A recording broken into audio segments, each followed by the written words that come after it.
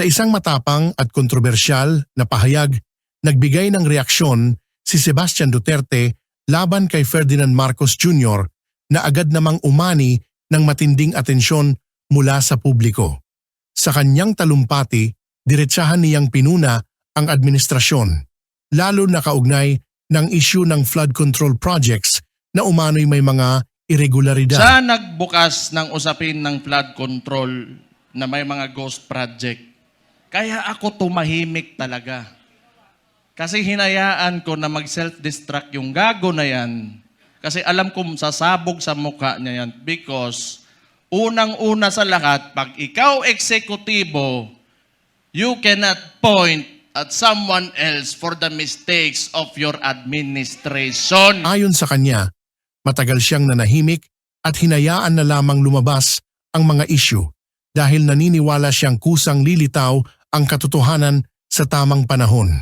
Iginiit din niya na bilang pinuno ng bansa, may pananagutan ang isang leader sa mga nangyayari sa kanyang pamahalaan. Para sa kanya, hindi dapat ituro sa iba ang mga pagkukulang, kundi harapin ito bilang bahagi ng responsibilidad ng isang namumuno. Binanggit din ni Duterte ang karanasan nila sa Davao, kung saan aniya ay dumaan sila sa matinding pagsubok sa politika. Tinukoy niya ang issue ng pamamahagi ng ayuda na ayon sa kanya ay ginamit bilang bahagi ng estratehiya bago ang halalan. Gayunpaman, sinabi niyang hinikayat pa rin nila ang mga mamamayan na tanggapin ito dahil pera rin ito ng taumbayan.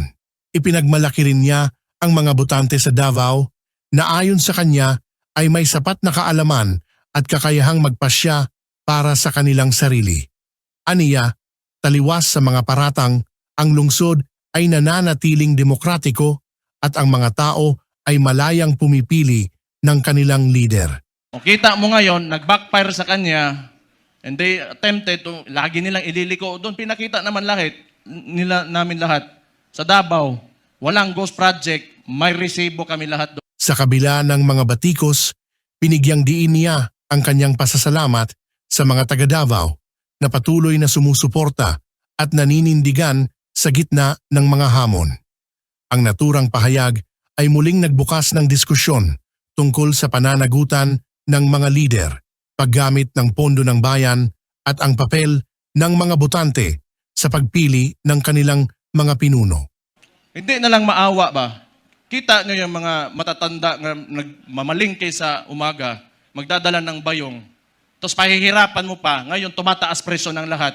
Hindi siya nakatingin sa pangkaraniwang Pilipino, ano ang buhay ng Pilipino. Tapos itong gago na to, patay na buguan eh. Gusto ko man yan, pag inita nila ako, para ano naman, nagpahinga lang ako. Balik na naman tayo, patay na naman sila sa atin. Sa ngayon, patuloy ang paghahati ng opinyon ng publiko. May mga sumusuporta at mayroon ding kumukontra.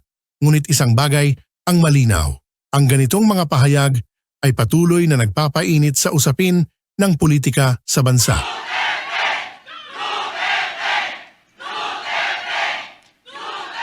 Ito pang maganda. Ito pang maganda. Tayo, mga parallel groups, ilan? Pila to kabuok? 600 parallel groups. Anong sinabi ng Vice Presidente? Siya ay tatakbong presidente, kumilos na tayong lahat.